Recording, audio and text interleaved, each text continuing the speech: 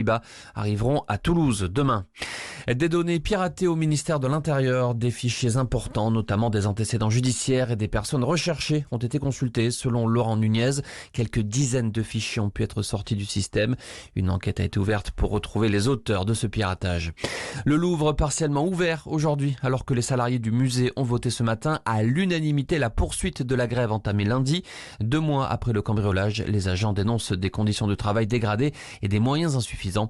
La CGT juge les propositions du ministère de la Culture insuffisantes et inacceptables pour le personnel. La présidente du Louvre sera réentendue en fin de journée au Sénat. Le Parlement européen approuve la sortie du gaz russe à l'automne 2027. Le but, priver la Russie de ressources pour financer la guerre en Ukraine. Le texte doit encore obtenir un ultime feu vert des États membres, ce qui devrait être une formalité. Depuis le début de la guerre, l'Union européenne a payé plus de 216 milliards d'euros pour de l'énergie fossile russe. Le retour du Royaume-Uni au sein du programme européen Erasmus qui permet aux étudiants d'apprendre à l'étranger. Le pays a trouvé un accord avec Bruxelles pour réintégrer dès 2027 le programme d'échange universitaire. Le Royaume-Uni avait quitté Erasmus en 2020 au moment du Brexit. Et puis le foot avec la Coupe intercontinentale ce soir. Le PSG, champion d'Europe, affronte les Brésiliens de Flamengo, vainqueurs de la Copa Libertadores. Match prévu à Doha à partir de 18h. Voilà pour l'essentiel de l'actualité. Excellente journée. Tout de suite, nous retrouvons Jean-Paul Delperrier pour le résultat des courses. Bonjour Jean-Paul. Bonjour Brigitte, bonjour à tous. Nous étions aujourd'hui sur l'hippodrome de Vincennes pour le Quintet qui avait la victoire du 11 Isforfil proposé à 116 €.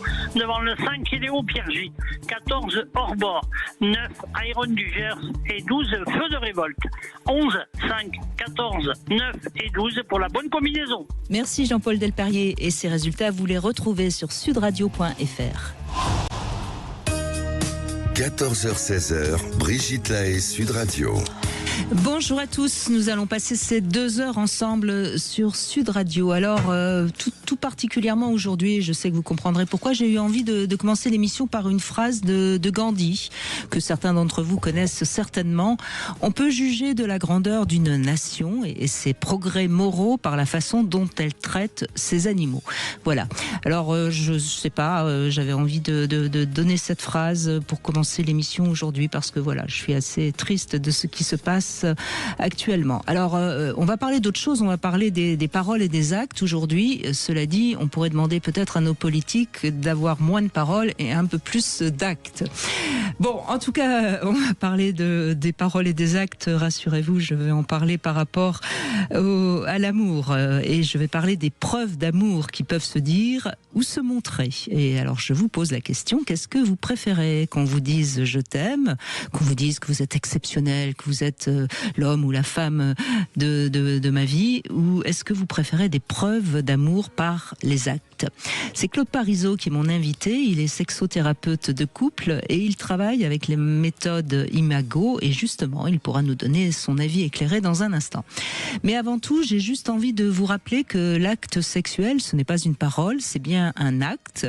Alors finalement, est-ce que c'est pas la meilleure preuve d'amour dans une relation? Eh bien, je vous laisse y réfléchir et réagir en nous appelant au 0826 300 300.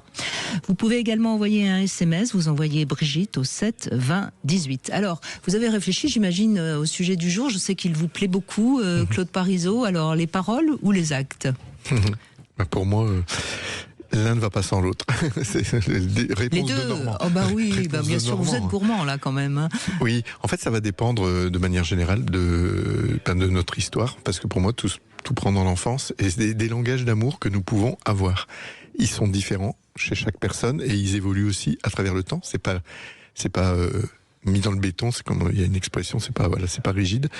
Moi, je trouve que des paroles avec une amie ce matin, on discutait de ça justement. On se disait qu'est-ce qu'on préfère. Mais c'est vrai que s'il devait en choisir un, moi je préférais quand même les actes plutôt que les paroles. Moi aussi je suis d'accord avec vous. D'autant que les paroles, on voit des personnes qui ont les paroles faciles, qui vous font des grandes déclarations, et puis tout d'un coup vous avez besoin d'eux parce que vous êtes par exemple un peu malade.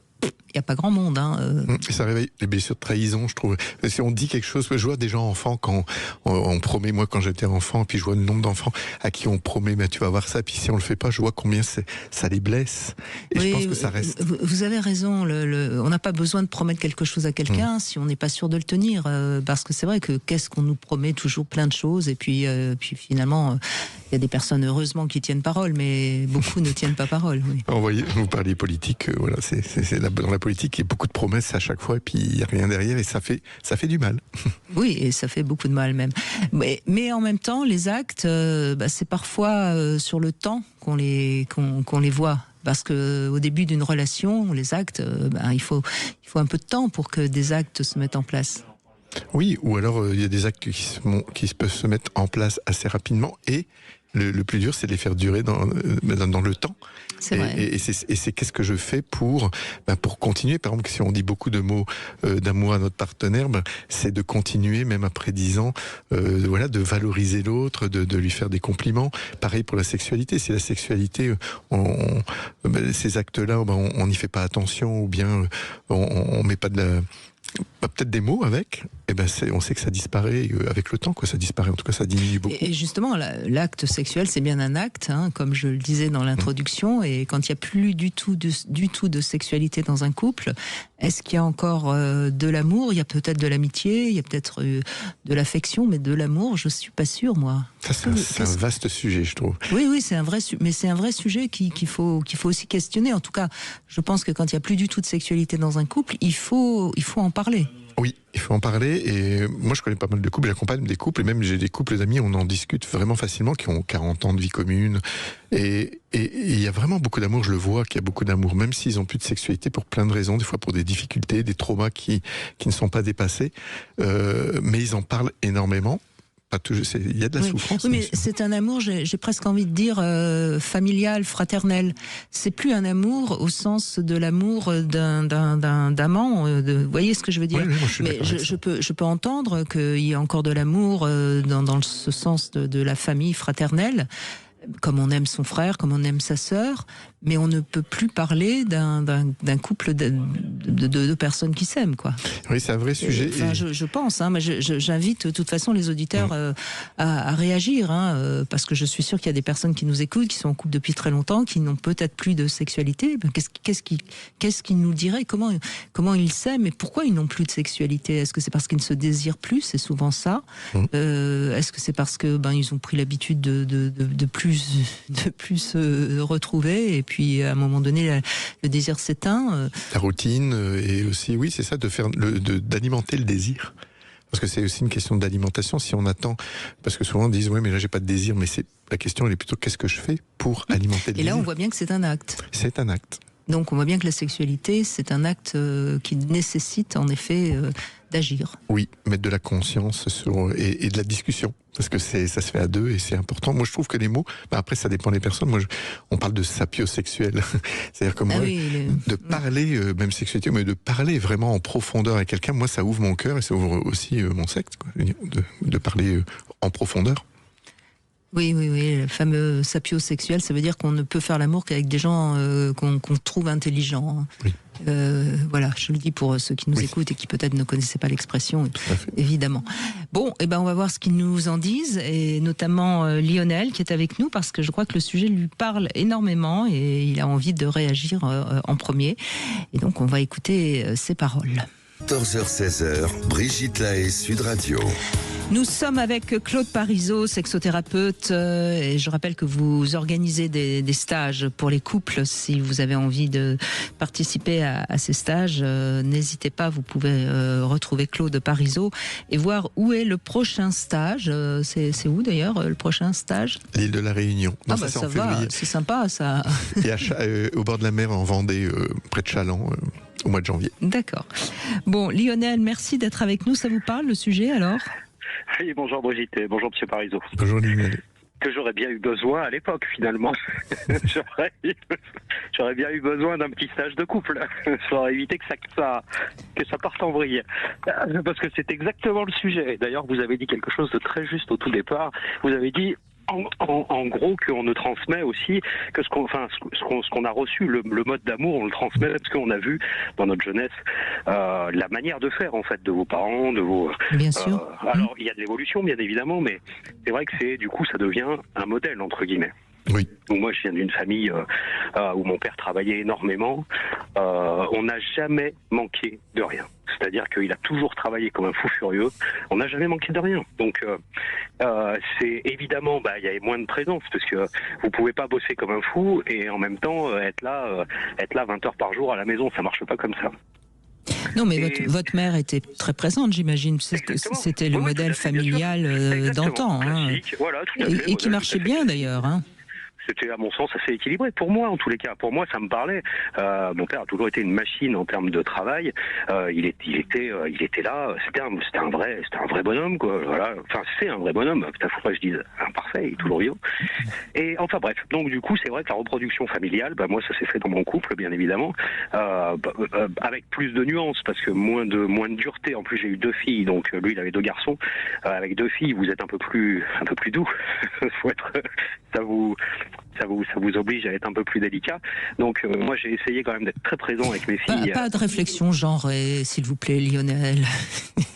Pourquoi Mais je vous mets mais je fais de l'humour. Non, mais en fait, c'est vrai que je sais qu'on en a déjà parlé, Brigitte, mais moi, ça m'a beaucoup servi vos émissions parce que pour pas faire de fautes avec des filles, parce que je me méfiais beaucoup d'une réflexion qui pouvait être grossière, par exemple, qui pour un homme pouvait paraître complètement banale, et pour une jeune fille en développement qui peut être absolument catastrophique. Et en fait, ça m'a beaucoup aidé à me développer et à faire hyper gaffe à ça. Donc j'ai essayé d'être beaucoup plus présent et tout. Bon, bref, ça c'est l'histoire, on va dire, de base sur 25 ans de mariage. D'accord. Puis, voilà, donc moi je me suis beaucoup aussi sacrifié entre guillemets parce que mon épouse avait des jobs un peu particuliers, travaillait dans l'éducation spécialisée, donc des jobs un peu particuliers. C'est-à-dire sacrifier, qu'est-ce que vous avez fait que vous considérez comme des sacrifices? Le travail? J'ai pas du tout fait le job que je voulais. Moi, j'ai fait un job full alimentaire pour rentrer de l'argent parce que ce qu'elle rentrait, elle, ne suffisait absolument pas pour que 2 salaires suffisaient à tourner. Donc, j'ai pris ce qui payait le plus, tout simplement. D'accord. Donc, moi, je suis pas sûr. Voilà, enfin, voilà. Je passe les Non, mais c'était juste parce que c'est important de comprendre. Et ça, c'est un acte. Vous vous êtes sacrifié, et ça, c'est un acte d'amour. Exactement, c'est un vrai acte d'amour. Vous êtes d'accord, Claude, hein? Oui. Moi, je l'ai fait en plus dans ce sens-là, c'est-à-dire sécuriser l'entièreté de la famille, parce que à certains moments, dans ces métiers-là, c'est très compliqué. Il y a énormément de dépression, il y a beaucoup de choses parce que c'est très lourd en fait psychologiquement. Donc, il faut bien que quelqu'un assure en fait le quotidien. Il faut bien que quelqu'un mette le pain dans l'assiette. Vous pouvez tourner ça comme vous voulez. À un moment donné, quand il n'y a pas d'argent, il y a pas d'argent et ça vire très vite au drame. Et puis, donc il y a 4 ans. Donc moi, j'ai monté ma boîte il y a 7 ans. Et cette boîte, justement, en fait, en lien avec ce métier que j'ai fait pendant plus de 20 ans, justement, pour assurer le quotidien. J'ai eu une opportunité, mon patron est parti à la retraite, j'ai eu l'opportunité de reprendre la société et je l'ai fait exploser. C'est-à-dire, j'ai vraiment fait exploser le truc, donc ça marche vraiment d'enfer. Mais évidemment, c'est 80 heures de travail, voilà, par semaine, donc c'est sûr que ça poussait plus beaucoup à la maison, mais mes filles étaient grandes, et je me suis dit que c'était maintenant ou jamais. C'est un métier extrêmement physique, et il n'y a pas la place en fait de. On peut pas faire les choses à moitié, on comprend bien. Ouais, voilà. Donc vous avez fait le choix, mais vous en aviez parlé avec votre femme de ce choix que vous faites de travailler énormément pour faire marcher la boîte. Ouais. Et moi j'ai toujours été très entrepreneur pour remplir. Ok, et elle était d'accord. Sur le moment, évidemment, tant que c'est abstrait, vous dites oui. Puis le jour où ça devient extrêmement concret, où vous vous levez à 5 heures et que vous rentrez à 21 heures, tout de suite, ça prend une autre tournure. Donc les 3 premières années un peu compliquées parce que il faut tout payer, les machines, le package complet. Et puis on arrive à un Noël, j'avais fini, je me souviens, le 23 décembre, mais en vrac complet, une année extrêmement complexe, mais beaucoup de revenus, enfin ça a hyper bien tourné, et c'était enfin la mise en place de tout ce que j'avais bâti depuis 15 ans, quoi. D'accord. Et je me suis dit, putain, super. Mais par contre, j'avais pas du tout eu le temps d'aller faire une boutique quelconque ou n'importe quoi. Et on arrive à Noël et tout, et je lui avais fait une carte, et sur la carte, c'était comment ça s'appelle, j'avais mis 20 000 euros ou 25 000 euros sur son plan d'épargne retraite à elle. Et je lui dis, tiens, regarde le cadeau, il est là. Et je lui dis, ça c'est en fait, entre guillemets, ta sécurité, s'il arrive quelque chose un jour, c'est... En fait, c'était tout mon travail, en fait, qui était mis là. Et c'était quelque chose de, pour moi, très oui, important. Oui, symbolique. Hein, voilà. Oui, bien sûr, oui. Et ça a été accueilli extrêmement froidement. Alors, il y avait un bouquet de fleurs, il y avait 3 conneries, hein. Je dis pas qu'il y avait que ça. Il y avait 3 conneries, mais c'est vrai que ça, c'était vraiment le cadeau, on va dire, le cadeau de malade. Moi, on m'a jamais offert ça, hein. Et puis, donc c'était très froid. Après, on s'est séparés, tout machin. Et là, j'ai eu la distribution des résultats de ma société, qui a encore fait une très belle année. Et elle était salariée, parce que je l'ai gardée salariée tant qu'elle se remette un peu en selle. Je l'ai gardée salariée pendant des années. Et là, donc, elle était encore salariée sur l'année 2024. Et donc, elle a touché une partie du résultat. Et donc, je l'appelle, je lui dis, tu t'inquiètes pas, je lui dis, tu vas avoir 10 000 € qui arrivent sur ton... On s'inquiète rarement quand on reçoit un chèque, Lionel. Bah si, parce que l'argent, ça a toujours été des sujets un peu... il vaut mieux le dire, en fait, tout simplement. Oui, bien sûr. C'est moi qui le verse, machin et tout. Et je lui dis, ça fera ton cadeau de Noël. Et là, elle pleure. Elle me dit, c'est trop un beau cadeau et tout. Qu'à l'époque, c'était un cadeau de merde de 25 000 € et aujourd'hui, c'était un cadeau fabuleux de 10 000 €. Et c'est là, en fait, où ça m'a fait sourire intérieurement, mais je me suis dit, finalement, elle a pas vu qu'en fait, cet argent et donc le temps que j'y passe et tout ce que je bâtis, parce qu'en fait, l'idée, c'était de m'arrêter le plus tôt possible pour qu'on puisse prendre une retraite le plus tôt possible et qu'on puisse profiter du temps. C'est juste Mais ce que vous dites est très très juste, c'est que les actes, souvent, on les banalise comme si c'était normal. Et quelque part, vous êtes son mari, vous lui donnez de l'argent, c'est presque normal. Alors que les paroles, elles ont... je pense qu'il y a une différence fondamentale entre les hommes et les femmes. Je pense que les paroles vont plus toucher les femmes, vont les toucher au cœur. Oui. Et allez-y, Claude, je vous en prie. Oui, c'est parce que nous, notre langage d'amour, c'est plus les services, les choses concrètes qu'on va faire, on nous a appris à faire. Par contre, là, dans ce que vous dites, pour moi, c'est intéressant. Et dans les stages, c'est vraiment ça qu'on voit. C'est-à-dire que vous, à un endroit, vous faites vraiment un cadeau. Et quand c'est pas reçu, vous avez l'impression qu'il y a quelque chose qui va pas. Tandis qu'elle attendait certainement d'autres choses qui n'étaient pas du tout de l'argent. Et là, elle l'a peut-être accepté parce que vous êtes plus en couple. C'est plus les mêmes enjeux. Ah, j'ai bien compris. Oui, c'est ça. Oui, j'ai bien compris. J'ai bien compris, mais c'était pas que de l'argent que je lui ai posé. C'est sa sécurité, en fait. C'est la sécurité d'avenir. Oui, mais peut-être que vous auriez dû accompagner ça d'une lettre, vous voyez, d'un mot explicatif. Peut-être. Parce que il y avait exactement ça. Je lui ai écrit exactement ça. D'accord. Comme quoi, c'était sa sécurité d'avenir et que mon job était assez dangereux. Mais alors peut-être qu'elle a entendu que vous vouliez la quitter puisque vous étiez en train de lui donner sa sécurité d'avenir. Enfin, je sais pas. Non, parce que concrètement, moi j'ai un job assez casse-gueule quand même où je peux m'arracher un bras comme qui rigole. Non, mais Lionel, ce serait intéressant parce qu'on sent bien que ce témoignage que vous nous offrez, il y en a plein le cœur là-dedans. Peut-être que ce serait intéressant un jour quand même de lui en parler de la réaction qu'elle a eue. Mais c'est exactement ce que je compte faire, puisque ça date d'hier. Hein. Donc c'est pour ça quand j'ai vu le sujet là, cette semaine et qu'hier s'est passé ça, et je me suis dit oh putain, tiens, je vais envoyer un petit message. Alors moi je vais vous inviter à faire une chose vraiment essentielle. Moi j'ai découvert que c'était vraiment riche. C'est toujours d'être curieux. Je l'ai vécu encore il y a pas longtemps où je voyais une réaction d'une amie mais vraiment très forte et dans le passé j'aurais pu réagir très fort. Je trouvais ça pas juste, etc. Puis après, j'ai été curieux. Je me suis dit, mais pourquoi elle réagit comme ça? Et à chaque fois qu'on est curieux, qu'on peut laisser notre monde derrière, je vous assure qu'il y a toujours une pépite. C'est-à-dire que l'autre, il y a toujours une raison. Et de connaître la raison, ça nous permet vraiment de mieux nous comprendre. Et je suis sûr que derrière, elle va pouvoir expliquer, vous allez pouvoir comprendre. Et je rejoins Brigitte, c'est vraiment important d'en discuter. Non, mais c'est ce que je vais faire. Je vais en parler avec elle, bien que la raison, je pense que je la comprends. C'est-à-dire que c'est sûr que le temps qu'on accorde à ses proches a aussi une valeur énorme. Et c'est sûr que le développement d'une boîte, je sais pas si vous avez vos sociétés à vous, mais le développement d'une société, il y a forcément, on n'a que 24 heures dans une journée, quoi qu'il arrive, et il faut quand même dormir et manger un peu. Bien sûr, mais encore une fois, elle était d'accord quand vous en avez parlé. Peut-être qu'il y a eu un manque de communication. À un moment donné, elle pouvait vous dire, écoute, tu me manques, t'es pas assez souvent là. Enfin, et vous-même, vous auriez pu lui dire, écoute, j'en peux plus de travailler, mais je le fais pour nous. Vous voyez, c'est là aussi où on voit que chacun y va de sa propre interprétation et puis de ces petites rancœurs qui s'installent sans qu'on ose vraiment le dire à l'autre.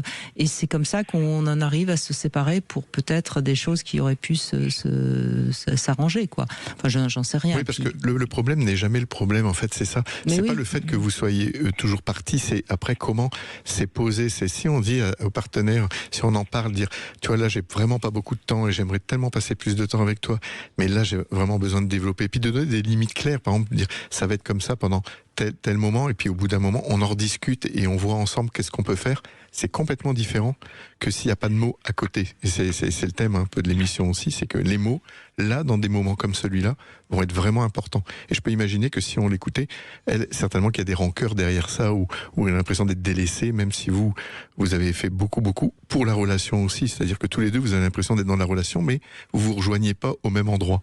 C'est ça qui se passe, je pense. C'est un grand classique, en tout cas, de ce qui se passe souvent. Bah écoutez, ça peut être votre cadeau de Noël à tous les deux, de faire un peu le point sur comment vous avez réagi et comment elle a réagi lorsque vous lui offrez justement sa sécurité. Et c'est vrai que 25 000 €, c'est une somme largement considérable pour qu'on puisse en parler. Merci en tout cas Lionel, merci vraiment. Merci Lionel. Je crois que ça intéresse les hommes ce sujet, puisque c'est Jérôme qui veut réagir et qui peut-être aussi a envie de comprendre. Est-ce qu'il en fait trop? Est-ce qu'il devrait changer un peu son mode de fonctionnement? Et puis en Love Conseil, je vais vous parler de l'étreinte du papillon. Je ne sais pas si vous connaissez, mais vous verrez, c'est mignon comme tout. 14h-16h, Brigitte Lahaie, Sud Radio. Cette année, la radio Brigitte Lahaie, Sud Radio, le Love Conseil. Alors Claude Parisot, je vais vous parler de l'étreinte du papillon. C'est une manière simple de se faire du bien. En fait, donc je vais décrire en quoi ça consiste. On s'assoit confortablement sur une chaise, le dos bien droit, et on pose les deux mains croisées sur la poitrine avec les pouces enlacés, et on respire tranquillement, profondément. Et d'abord, on observe sans rien chercher en particulier, et puis on essaye un petit peu de se détendre, et puis on va se concentrer sur un événement récent qui nous a provoqué du stress ou qui nous a provoqué beaucoup de tristesse. On va l'évaluer sur une échelle de 0 à 10.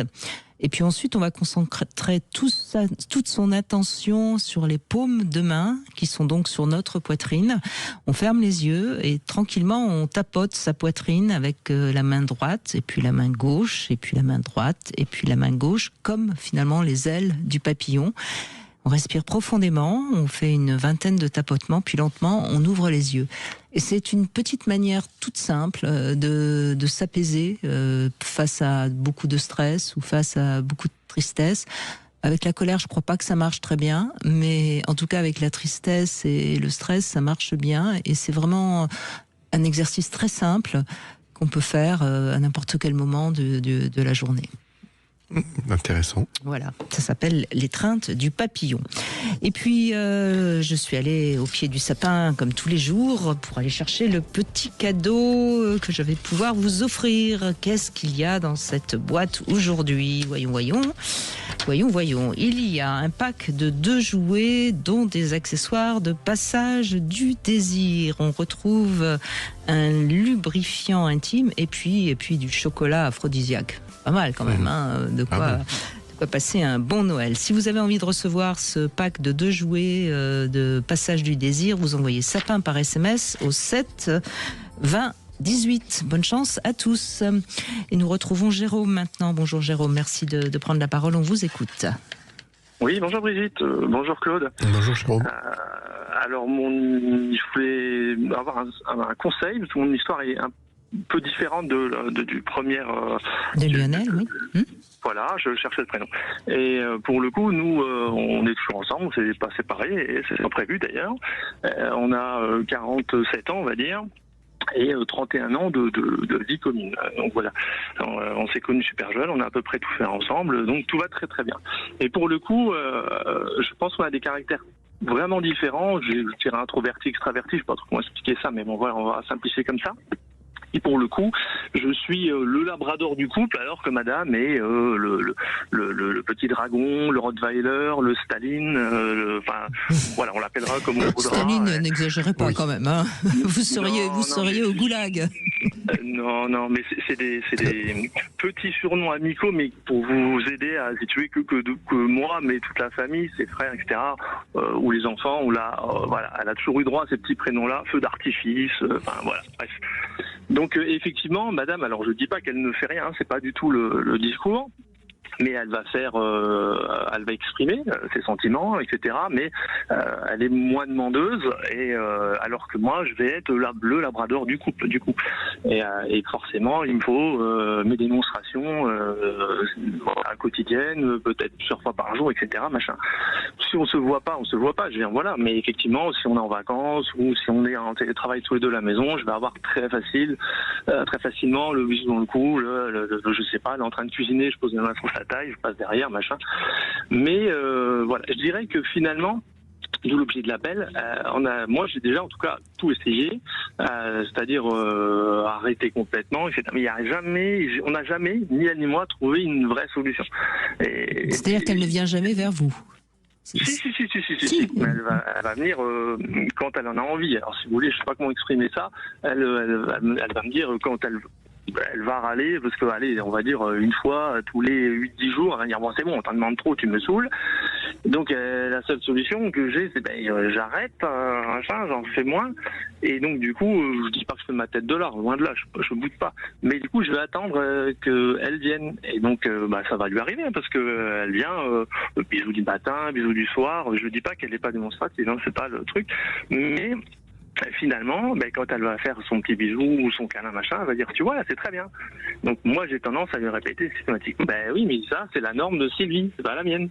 Donc je sais pas comment vous faire comprendre ça. Mais... Non, mais donc vous vous sentez en manque d'affection, en manque d'acte d'amour, en fait. Voilà. C'est ça que vous voulez dire, hein? Un petit peu. Là c'est peut-être un peu extrapolé, mais ça serait un peu ça.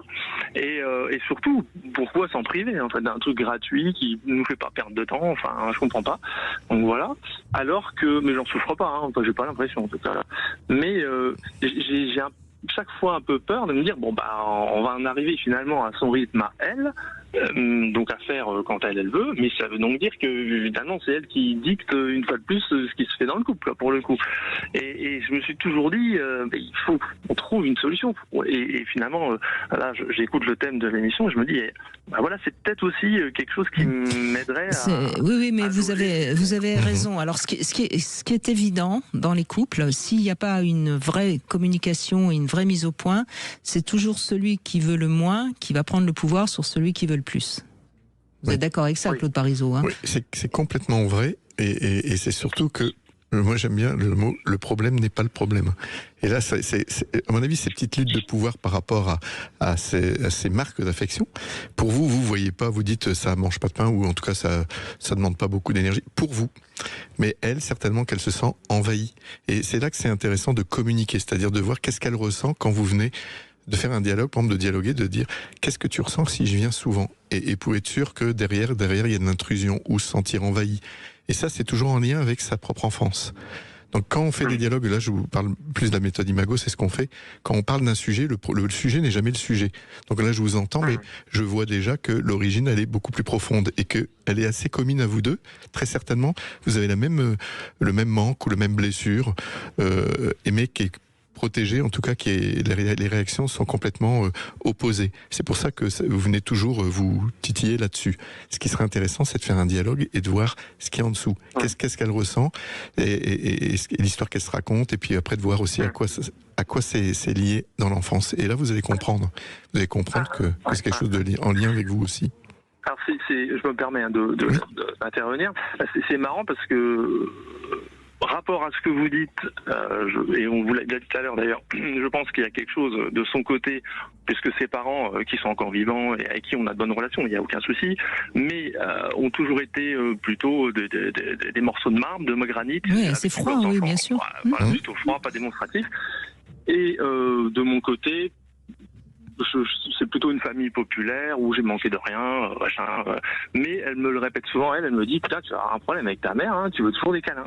Bon, voilà. Donc finalement, je pense que vous avez raison. On souffre tous les deux de la même chose, mais on n'exprime pas de la même façon. C'est ça. Et elle, quand je lui en parle, parce que vous doutez au bout de tant d'années, on se parle complètement clairement. Enfin, en tout cas, j'ai le sentiment. Et elle me dit oui, mais moi tu m'étouffes, tu me saoules. Je fais plus de bisous pour le plaisir d'en faire, je fais des bisous pour que tu te casses, quoi, parce que tu me saoules. Voilà. Donc même si on s'entend super bien et qu'on est plus presque d'amis qu'autre chose, quoi. Donc c'est clair, donc il n'y a pas de souci. Ça se passe super bien entre nous deux.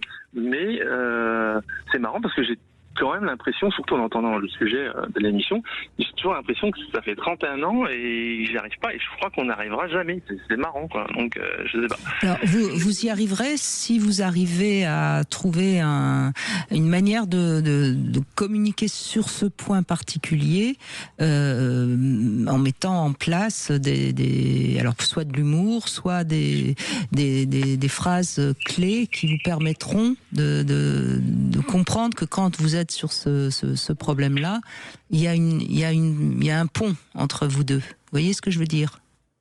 Parce que là, pour l'instant, il n'y a pas de pont entre vous deux. Vous savez pas, quand vous allez vers elle, si elle vous fait finalement un bisou parce qu'elle veut être débarrassée, ou si c'est parce qu'elle en a envie. Enfin, vous voyez, et je pense qu'il faut trouver une manière de fonctionner sur ce point qui vous permet de communiquer sans être dans la parole ou dans les gestes, quoi. Ouais, parce que justement, moi je suis quelqu'un qui je sais pas comment exprimer ça, mais je suis pas à l'opposé d'un macho, hein, on va faire simple. Non, vous êtes un bon toutou, mais qui remue un peu trop la queue. Oui. Non, mais je plaisante. Non, mais pourquoi pas ? Mais pourquoi pas jouer justement sur l'humour quand vous avez envie d'être caressé, vous vous mettez à quatre pattes devant elle et puis ça peut être de l'humour à ce moment-là, voyez. Et elle va en sourire et ça créera une complicité ludique entre vous qui va lever le poids de ce qui se passe. Ouais, c'est des choses que je vais y réfléchir, mais c'est des choses que j'ai déjà mis en place. Il y a quand même beaucoup d'humour entre nous. On fait beaucoup les clowns. Voilà, je vois pas trop le truc. Mais si vous voulez, moi, j'ai envie que ça soit complètement sain et naturel. Non, vous avez envie de réparer une blessure qui n'est pas suffisamment claire pour elle, peut-être. Mais peut-être, c'est une hypothèse que j'aimais. Peut-être, mais peut-être pour nous deux, peut-être que Claude a raison. Mais si vous voulez, moi... Je suis sûr que Claude a raison, oui. Je suis quelqu'un qui respecte assez les femmes et donc qui respecte assez la mienne. Pour justement, je fais pas partie de ceux qui vont prendre la place ou vouloir être trop paternel. Enfin, je sais pas.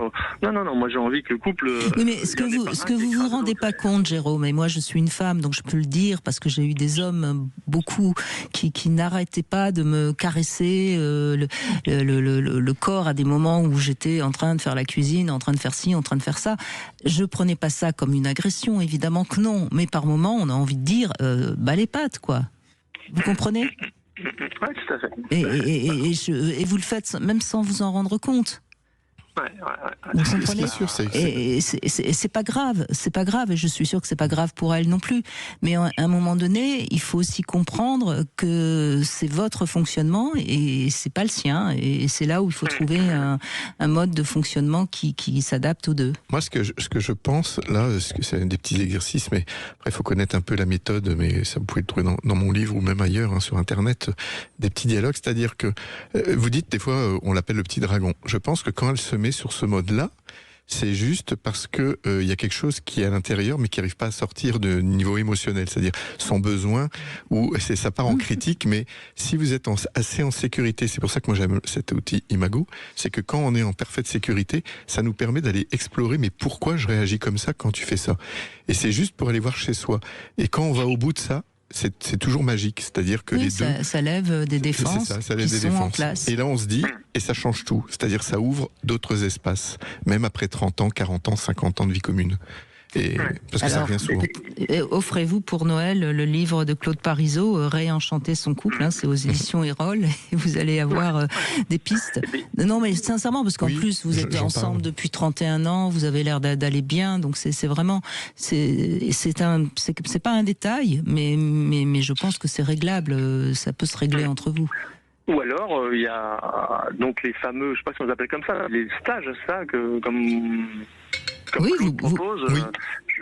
Voilà, donc ça peut être rigolo de se l'offrir, enfin que je lui offre, et puis voilà. Oui, il n'y a pas besoin d'avoir de problème pour venir dans les stages. Là, ce que vous dites, c'est parfait. C'est vraiment parfait. C'est-à-dire que dans les 4 jours, là, vous allez vraiment comprendre toutes vos dynamiques et vous allez pouvoir en rire. Elle va pouvoir venir dans votre monde un peu plus, et vous aussi. Ouais. Alors, vous n'avez pas de stage en 2026 du côté toulousain, pour le coup. Si. En mai, je vais à Toulouse. Fin avril, début mai. Et ben donc, j'ai regardé, je pense, sur votre site, j'imagine. Oui, tout à fait. Bon, ben voilà. Ben écoutez. Bon, je voilà. vais symboliser plus le temps de ça. Soyez patient jusqu'au mois de mai. Merci beaucoup, Jérôme. En tout cas, merci beaucoup. Merci, Jérôme. On va dans un instant donner la parole à Carole, qui considère aussi que offrir beaucoup de cadeaux, c'est un peu facile, mais c'est pas forcément ça non plus qui prouve l'amour. Elle nous raconte ça dans un instant. Vous voulez parler à Brigitte Lahaie, 0826 300 300. Les Chevaliers du Fiel, 10h-16h, Brigitte Lahaie, Sud Radio. Nous sommes avec Claude Parisot aujourd'hui, sexothérapeute de couple, réenchanter son couple, c'est le livre que vous avez sorti aux éditions Erol, où vous parlez de la fameuse méthode Imago, pardon. C'est pas une théorie, c'est une méthode qui marche bien d'ailleurs. Excusez-moi. Et puis les cadeaux, justement. Alors ça, c'est intéressant aussi, Carole, parce que c'est vrai qu'il y a des gens, alors là, ils nous ont trompés, qu'est-ce qu'ils font? Ils nous offrent des cadeaux, ils nous ont mal parlé, qu'est-ce qu'ils font? Ils offrent des fleurs. C'est pas mal aussi ça comme manière de prouver son amour à bas prix. Bonjour Carole, allez-y. Je vous en prie. Bonjour. Bonjour. Oui, c'est vrai que en parlant de cadeaux, c'est vrai. Des fois, ça peut être trompeur, quoi, parce que avoir beaucoup de cadeaux, avoir beaucoup de,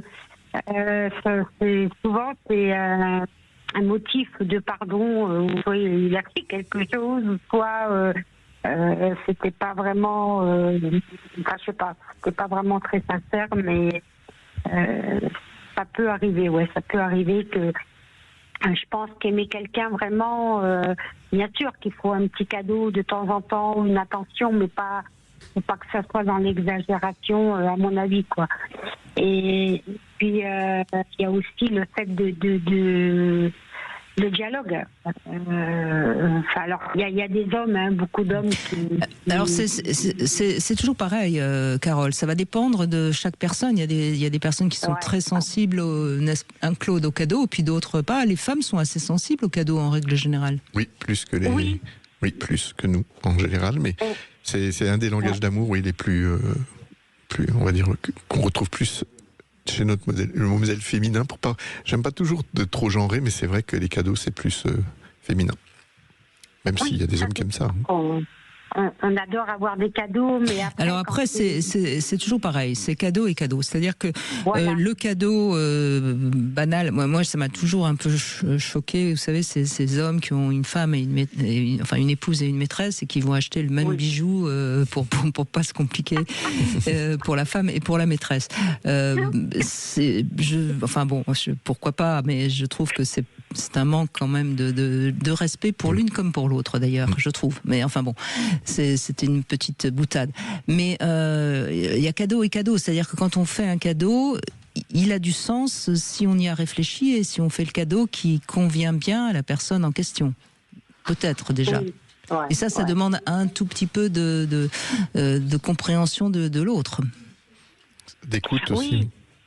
Mais voilà, il faut beaucoup d'écoute, il faut beaucoup c'est pas offrir pour offrir, mais en même temps, quelqu'un qui t'emmène devant une bijouterie et puis qui te demande de choisir qu'est-ce qui te plairait, c'est beau aussi.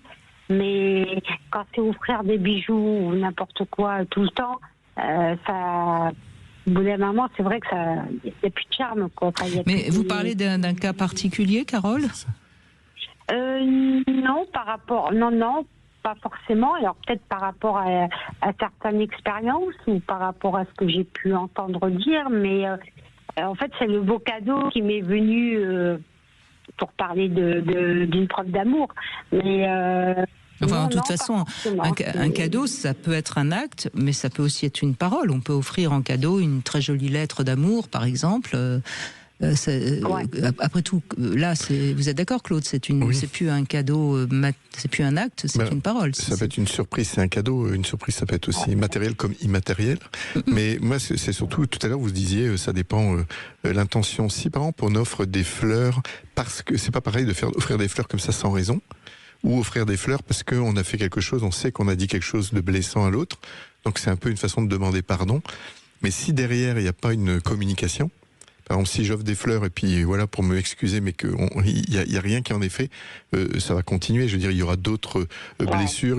C'est à ça que quand je vous entendais tout à l'heure, c'est-à-dire que s'il y a des cadeaux et que derrière il y a rien, est-ce que ce sont des cadeaux, quoi, en fait? C'est ça que j'entendais.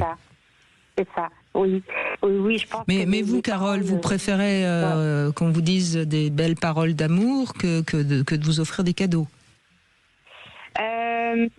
Ça dépend, parce qu'il y a des belles paroles. Ça dépend. Ça dépend. Il y a des paroles aussi qui veulent rien dire. Il y a des beaux parleurs aussi, donc ça dépend. Mais ça m'est arrivé de recevoir, par exemple, un parfum de quelqu'un que je voyais comme ça de temps en temps. Ça m'a fait ni chaud ni froid. Et puis sur d'autres, j'aurais tellement aimé avoir un parfum. Comme quoi, on est compliqué aussi, parce que je pense que pour recevoir, il faut aimer aussi. Si on n'aime pas vraiment la personne qu'on est avec, on ne sait pas trop pourquoi, et qu'on reçoit un cadeau, on va pas avoir la même émotion, je pense, de quelqu'un qu'on aime ou qu'on a envie. Je pense aussi, ça aussi, c'est hyper important, quoi. À mon avis, le parfum, il va pas avoir la même valeur, quoi. Si c'est de quelqu'un de qui on... Ça dépend si on sent bien la personne ou pas, oui, bien sûr, ça va dépendre de ça. Non, mais je crois qu'on a tous souvenir de cadeaux qui nous ont énormément touchés, et puis de cadeaux qu'on s'est dit, il s'est pas foulé, ou j'avais vraiment pas besoin de ça. Et d'ailleurs, on voit bien, malheureusement, il va se passer la même chose, je pense, pour Noël. Le nombre de cadeaux qui vont être dès le lendemain remis sur Internet pour être revendus. Donc on voit bien aussi qu'on est dans un monde actuel où le cadeau perd beaucoup de sa signification et perd beaucoup de son symbole. Et ça, c'est certainement très dommage. Oui. Allez-y, Claude. Mais moi, je pense que le cadeau, c'est une question de connexion. C'est-à-dire, si on fait un cadeau, mais si moi je vois que la personne me fait un cadeau, même si ça me plaisait pas, je veux dire, c'est pas de ce que je plais, mais que je vois qu'elle est venue dans mon monde, qu'elle essaie de faire plaisir et que ça part d'un souci de faire plaisir et de connexion, moi, ça va me toucher automatiquement. Mais par contre, si la personne, je sens qu'elle est obligée ou que c'est un cadeau qui est complètement déconnecté de moi, ce que j'aime, c'est sûr que je vais pas le ressentir de la même façon. Je pense que c'est une question de connexion, ça part d'où, ce cadeau? Oui, et d'ailleurs c'est intéressant parce que j'ai commencé à regarder un petit peu qu'est-ce qui s'était passé en 2025 sur le plan de l'amour, et j'ai trouvé un chiffre tout à fait intéressant. Depuis une vingtaine d'années à peu près, la Saint-Valentin, beaucoup de gens la fêtaient. Et pour la première fois cette année, 2025, donc, il y a eu une baisse de presque 10%, ce qui montre bien que quand les fêtes deviennent trop, presque obligatoires, elles perdent de leur symbole, elles perdent de leur signification symbolique. Parce que c'est vrai que finalement la Saint-Valentin, si on est obligé d'inviter à dîner au restaurant et offrir des fleurs parce que c'est la Saint-Valentin, est-ce que ça a encore du sens ? Non, parce que ça met de la pression. En plus, c'est le côté pression. En plus, on sait que, notamment chez les minimiseurs, qu'on appelle, notamment chez les hommes, il y a la pression d'être à la hauteur. Et il y a la peur que ça plaise pas à l'autre. Ça met vraiment une pression, un peu comme aussi à Noël. Moi, je sais que les cadeaux, j'aime bien les faire quand c'est le moment, mais alors quand on me dit que c'est un moment donné, je sais que ça va me mettre de la pression. Oui, autant le jour de l'anniversaire de quelqu'un, encore là, on peut comprendre parce que c'est un jour particulier pour la personne. Oui. Mais toutes ces, moi, je suis, je vois pas pourquoi pour Noël on est obligé d'offrir des tas de cadeaux à tout le monde. Peut-être qu'il serait bien de ne pas tomber dans cette société de consommation à outrance, quoi. Et c'est peut-être ce que Carole avait envie de nous exprimer. Oui. Moi, je sais que maintenant, de plus en plus dans les familles, quand j'étais au Québec, la tradition là-bas, c'était d'acheter un petit cadeau en dessous de $20. Et on n'en faisait qu'un. Et on le tirait au sort. C'était l'occasion de jouer, en plus de dire, tiens, celui-là, même sans le savoir, à qui on le donne. Je sais que dans des familles ici, ça se fait aussi en France. C'est pas mal, oui. Et c'est pas mal. Moi, je trouve ça vraiment bien. Et ça met moins de pression parce que ça fait un petit cadeau. C'est juste pour faire plaisir. On sait que quelqu'un l'aura, quelle que soit la personne. Voilà ça. J'ai l'impression que David a une phrase assez belle à nous offrir. Bonjour David. Bonjour Brigitte et bonjour à votre invité. Bonjour David. Qui est avec nous, Claude Parisot. Alors, je crois que vous avez, c'est ce que je lis sur mon conducteur, les paroles préparent et les actes les inscrivent. C'est de vous, ça ? C'est moi, enfin en tout cas. Félicitations, je trouve ça très beau. Et surtout même les paroles encadrent la preuve. Parce qu'en fait, en parole, on peut projeter, on peut imaginer et proposer finalement, donc c'est les paroles. Après, on a un acte qui va être au milieu, mais les paroles vont aussi reprendre le relais par la suite pour justement inscrire dans la durée. Je vais prendre un exemple. On peut évoquer... Attendez, on va laisser la place aux infos parce qu'il faut rendre l'antenne, mais votre exemple, vous allez nous le donner tout de suite après les infos. Okay. De même que Claude Parizeau pourra me donner la réponse à ma devinette après les infos. Ne me regardez pas comme ça, Claude Parizeau, c'est pas grave. De toute façon, si vous ne trouvez pas, vous serez pas puni. Je serai pas puni, ça va. Il n'y a que des récompenses dans cette émission. Il n'y a jamais de punition. Alors bon, en tout cas, écoutez bien, et puis peut-être que vous allez la trouver. Ça peut se trouver quand même cette fois-ci. Quelles sont les femmes qui savent toujours où se trouve leur mari ? Vous avez le temps des infos pour trouver la réponse. Et puis David, ne nous quittez pas. Après les infos, vous nous donnerez cet exemple en quoi les paroles préparent et les actes les inscrivent dans la durée.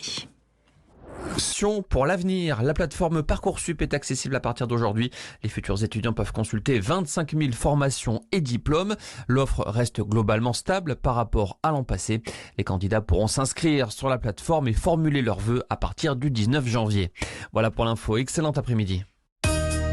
14h-16h, Brigitte Lahaie, Sud Radio. Nous sommes avec Claude Parizeau, sexothérapeute, auteur de Réenchanter son couple aux éditions Erol. On va évidemment redonner la parole à David parce que moi j'attends son exemple avec beaucoup d'impatience, mais je voudrais d'abord la réponse à ma devinette. Quelles sont les femmes qui savent toujours où se trouve leur mari et pour cause ? Je ne vois pas. Si, c'est les veuves. Elles savent très bien où est leur mari, au cimetière. Ouais, ça vous fait pas rire? Moi, ça me fait rire. Je pourrais pas la deviner, celle-là. Alors, David, vous êtes d'accord? Moi, je suis d'accord avec vous. Les paroles préparent et les actes les inscrivent, mais j'attends votre exemple. Mais l'exemple, c'est quand, par exemple, on va avoir un projet d'avoir une belle soirée ou un moment intime qui se passe bien, on en parle, je l'évoque ou j'écris ou je dis tiens, je t'ai fait une surprise, etc. Donc on fait marcher l'imaginaire et par des paroles. Donc ça reste des paroles. Ça prépare l'action. Quand l'action se produit, c'est donc la concrétisation et surtout je l'encadre souvent par des mots qui vont venir, je dirais, justement inscrire dans la durée quelque part ce qu'on a ressenti et le bonheur qu'on a partagé. Parce que rien de plus fugace que le bonheur et de s'en réjouir, c'est quelque chose de fort. Donc pour moi, c'est bien ça qui c'est très juste ce que vous dites. Le fait d'en parler, de le préparer, ça l'inscrit dans j'allais dire dans l'éternité. N'exagérons peut-être pas, mais ça l'inscrit dans vos mémoires et ça crée de la profondeur dans le lien. Oui. Ça donne un parfum,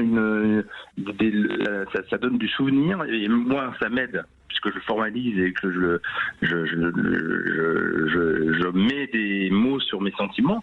Je pense que pour ma compagne, elle, pareil, ça la nourrit de la même façon, mais c'est vrai que c'est presque un plaisir, mais qu'on peut d'ailleurs décliner dans la relation amoureuse et sur tout sujet. Par exemple, ceux qui aiment manger, ils vont vous parler de repas avant, et pendant et après, mais on voit bien que il y a une sorte de jubilation à imaginer et à verbaliser ce plaisir que de le vivre lui-même et que de le commenter a posteriori. La même chose en foot. Il y a des gens qui vont parler beaucoup de foot, du match du soir incroyable qu'il va y avoir, qui vont être très contents pendant le match et qui après vont pendant des heures commenter ce qui s'est passé. Donc je pense que cet encadrement de la parole, pour moi, c'est un tout. Alors après, ça peut se picorer aussi. Si à un moment donné, il y aura des preuves un peu moins tangibles, le mot peut suffire aussi, et qui est déjà un plaisir en lui-même. Et de la même façon qu'une preuve d'amour, même si c'est toujours compliqué de dire qu'est-ce qu'est une vraie preuve d'amour, ce sont plutôt des actes qui vont être agréables et qui vont procurer du plaisir et du contact.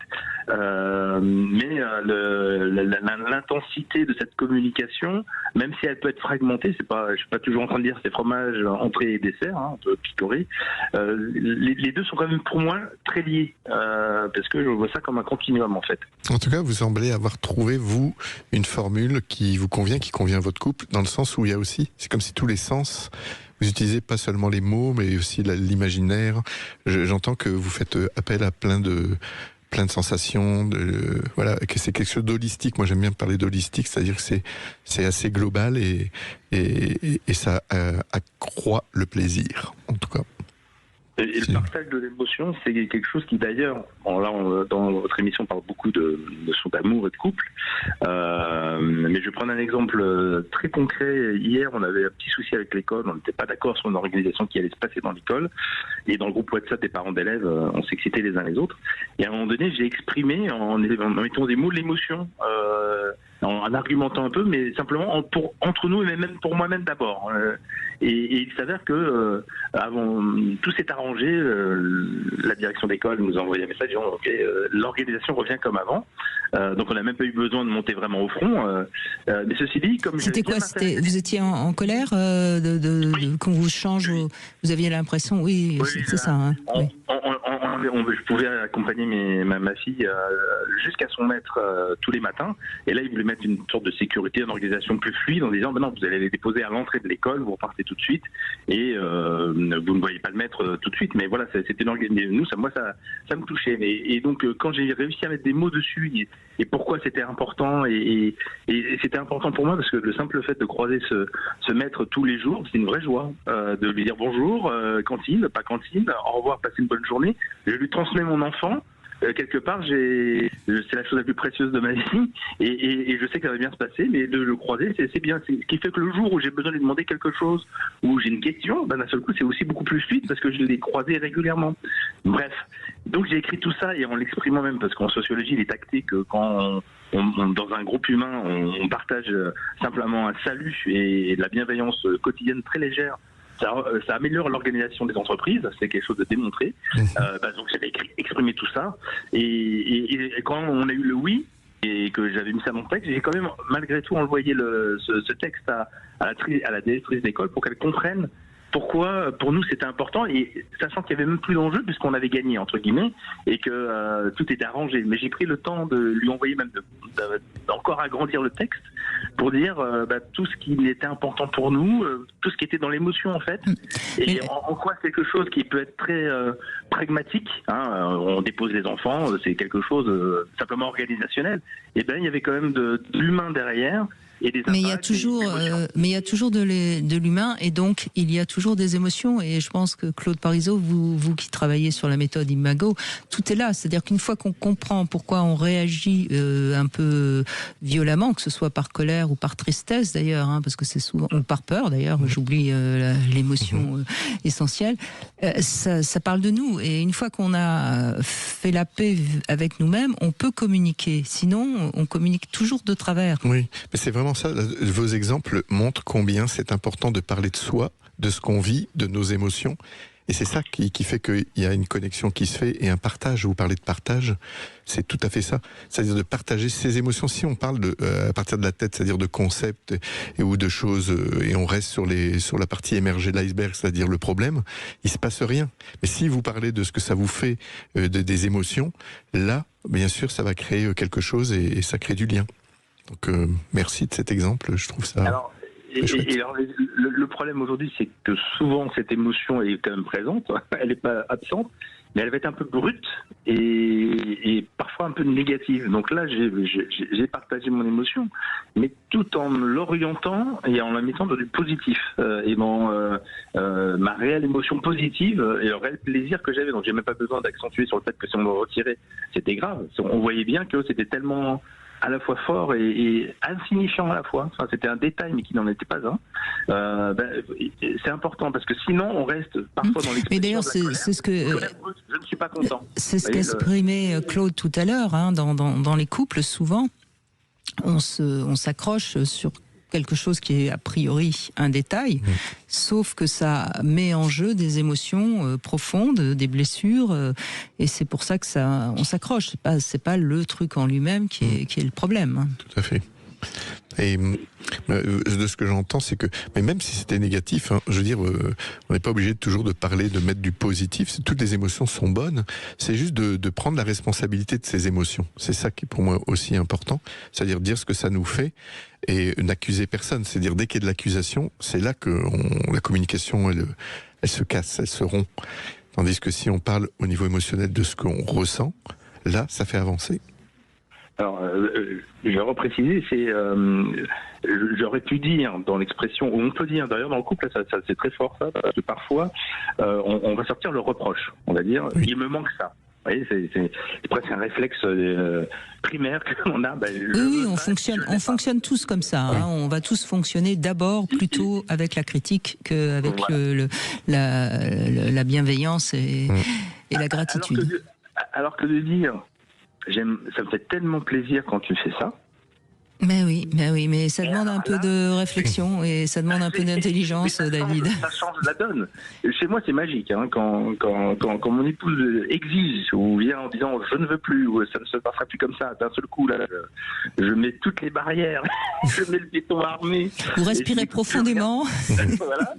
Et alors qu'il suffit qu'elle sait le faire, parce que je pense qu'elle a compris, qu'elle me dise « Ah, tu sais, ça me fait tellement plaisir quand tu fais ça. » Alors, à ce coup, là j'en fais le triple, le quadruple, tout de suite et immédiatement, vous voyez.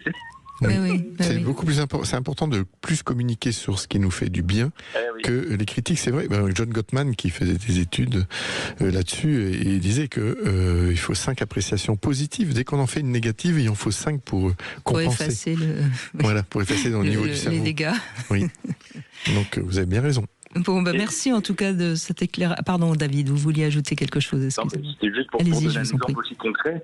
Ma fille plus grande, qui est en CE1, est revenue avec son premier bulletin de notes et sur 8 appréciations, elle avait que des très bonnes appréciations, sauf une. Et elle s'est précipitée en m'expliquant que t'as vu là c'est vrai que là j'ai pas bien. Je dis attends, on va recommencer. Et je lui ai détaillé d'abord les 7 très bonnes. Je dis mais alors pourquoi t'as bien réussi là et comment t'as bien fait. Et donc ce qui fait que je vois bien qu'elle, dès qu'il y a quelque chose qui va pas, ça la marque, ça l'imprime et ça lui fait du mal. Et donc elle se précipite dessus. Je lui dis non, on va prendre le temps. Sur les 8 items, on va prendre les 7 qui ont très bien marché en premier et on va prendre le temps de m'expliquer comment tu as bien réussi tout ça. Et à la fin, j'ai dit, on peut regarder le dernier et comment on peut t'aider.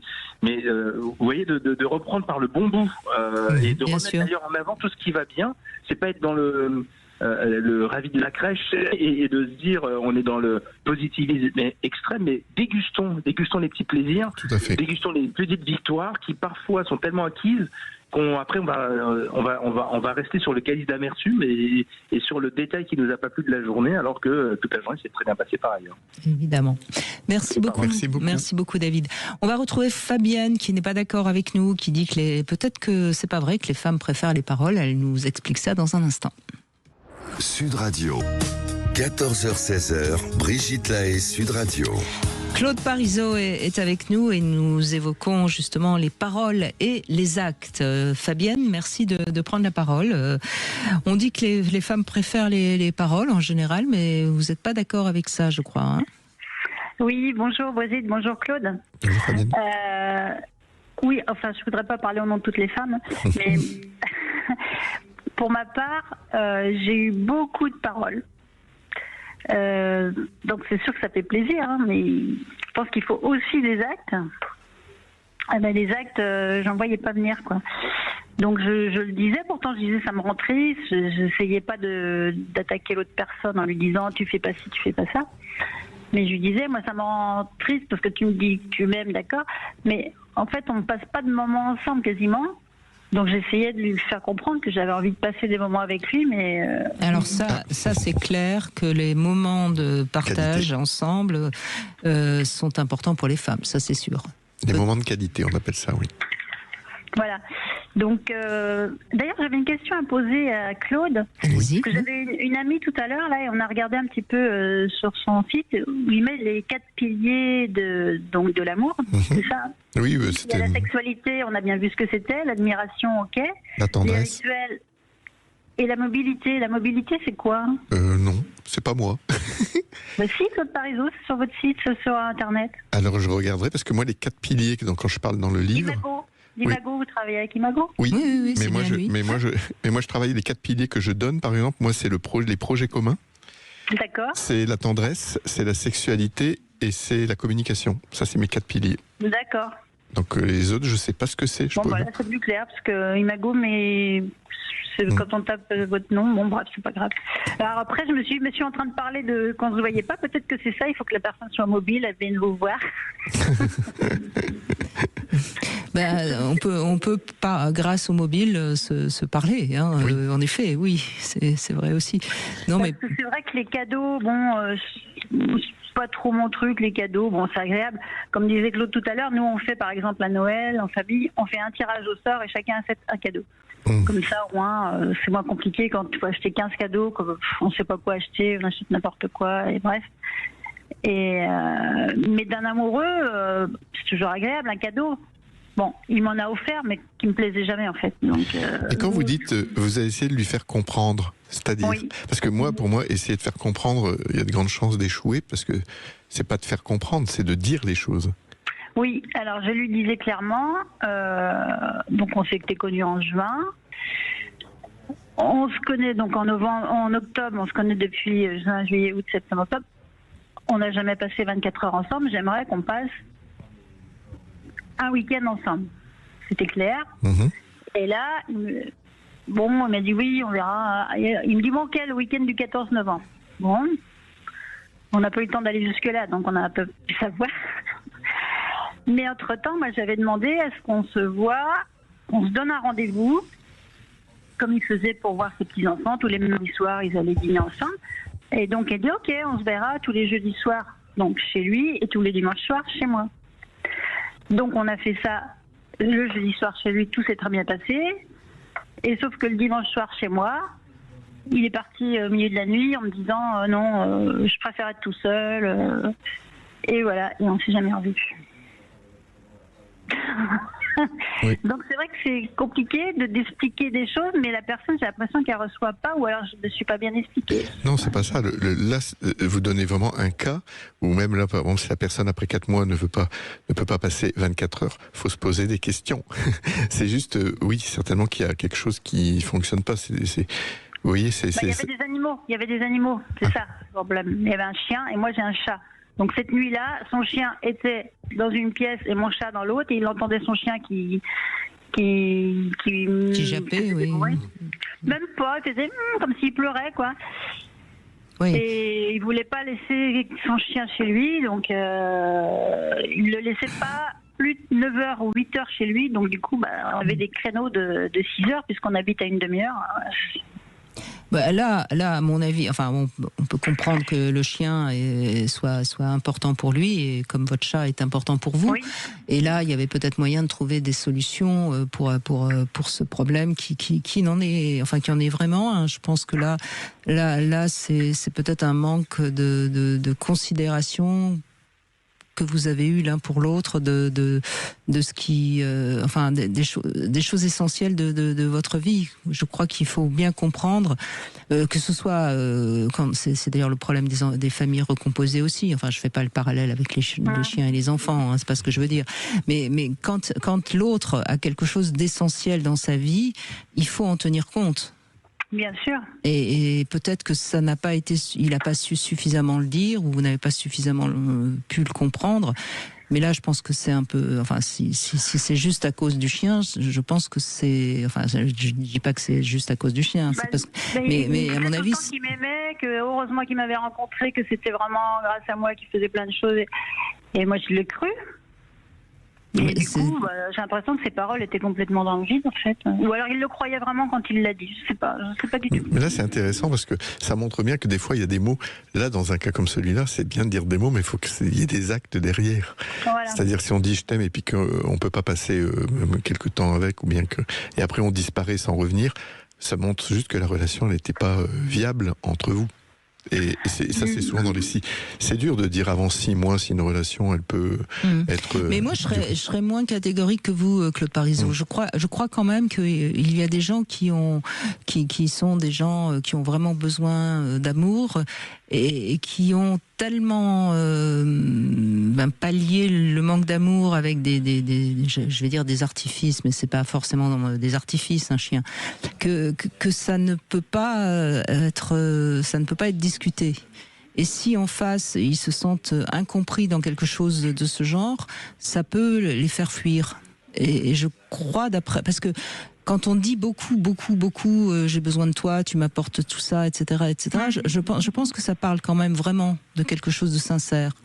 Autant je me méfie de ces déclarations, tu es la plus belle, qu'est-ce que tu es merveilleuse, enfin ces déclarations un petit peu faciles qui sont creuses en finale. Mais là, d'après ce qu'il vous disait, je pense qu'il y avait quelque chose de sincère. Oui, mais c'est quelqu'un qui est certainement très blessé, très écorché et qui s'est senti très se remettre d'une précédente. Et je crois qu'il s'est senti très incompris dans cette fragilité-là qu'il vous offrait pourtant en vous disant à quel point il avait besoin de vous. Mais je me trompe peut-être. Hein, non, mais là, c'est vrai que ça fait sens. Et puis, il a peut-être besoin de plus de temps s'il a été blessé. Mais par contre, peut-être qu'il y a... Ça faisait 4 ans quand même. Ça faisait 4 ans. Oui, peut-être la séparation. Mais vous, ensemble, vous étiez ensemble depuis 4 mois. Donc c'est très peu, 4 mois. Voilà, et peut-être qu'il n'a pas pu dire... On se connaît 50 ans, on se connaît depuis très longtemps. Et peut-être que vous lui mettiez un peu la pression aussi. Vous savez, là, on a votre témoignage, il faudra avoir le sien pour vraiment... Mais il me disait, je te trouve super patiente avec moi, parce que je suis vraiment pas facile. Je vous en avais déjà parlé, c'est un artiste. Oui, maintenant je me souviens aussi de votre témoignage. Et ses addictions, je pense que c'était pas non plus anodin, quoi. Les addictions, ça traduit toujours beaucoup de vide et beaucoup de souffrance, de toute façon.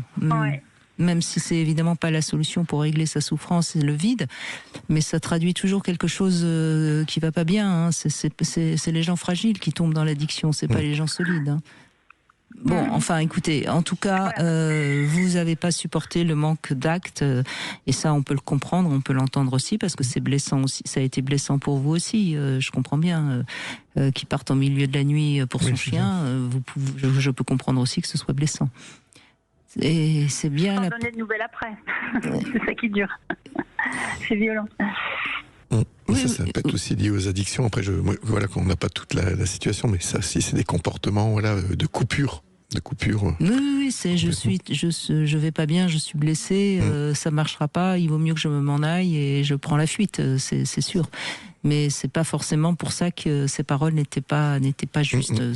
C'est lui qui pourrait nous le dire et c'est malheureusement pas lui qui va nous appeler, je ne pense pas. En tout cas, merci Fabienne, merci de ce témoignage qui là aussi montre à quel point il n'y a pas les paroles d'un côté et les actes de l'autre. David avait raison, il faut les paroles et les actes. C'est difficile l'amour. Allez, on va se quitter un court instant et on va revenir avec Ophélie qui, elle, préfère les actes. Elle nous dira pourquoi dans un instant. Et puis, je vous propose un sexo conseil. Plus c'est long, plus c'est bon. Brigitte Lahaie, Sud Radio, le sexo conseil. Eh bien, Claude Parisot, on va parler de ce sexe au conseil. Plus c'est long, plus c'est bon. Oui, c'est vrai. Pour réussir un coït, il ne faut pas hésiter à faire durer encore et encore les préliminaires. Et c'est pas mal aussi d'y penser longtemps à l'avance.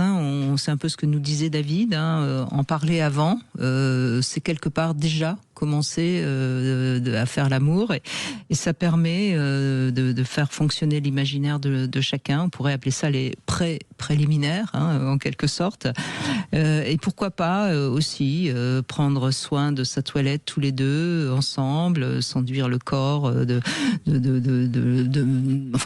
produit légèrement sensuel, etc. Ou alors l'une ou l'un se prépare tandis que l'autre attend patiemment ou impatiemment dans la chambre. Tout ça, c'est ce que disait David, ça fait fonctionner notre cerveau et on sait qu'on est des êtres avec un cerveau qui a besoin tout le temps de fonctionner. Autant lui donner du bon grain à moudre. Complètement, et contrairement aux idées reçues, de programmer c'est pas anti-érotique. Au contraire, c'est ça. Et ça fait partie aussi des croyances limitantes, des fausses croyances. Se donner des rendez-vous, ça fait partie des bons moyens de maintenir une bonne sexualité dans le couple. Ensuite, les préliminaires, ils ont quelque chose de positif et on l'oublie un petit peu. Ça permet de libérer toutes les tensions, les corps se relâchent. Il n'est pas utile forcément d'aller directement aux organes génitaux. Il faut juste prendre le temps de se toucher, d'échanger, pourquoi pas des mots aussi. Je suis assez étonnée.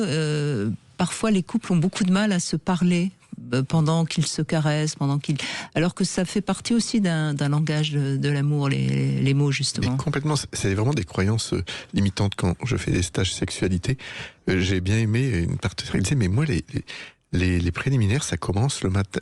Si par exemple on se donne rendez-vous le soir, ou même sans se donner rendez-vous, c'est si on a envie d'avoir un moment sensuel, c'est dès le matin. C'est des petits mots, c'est des regards, c'est un toucher, c'est tous les sens en fait.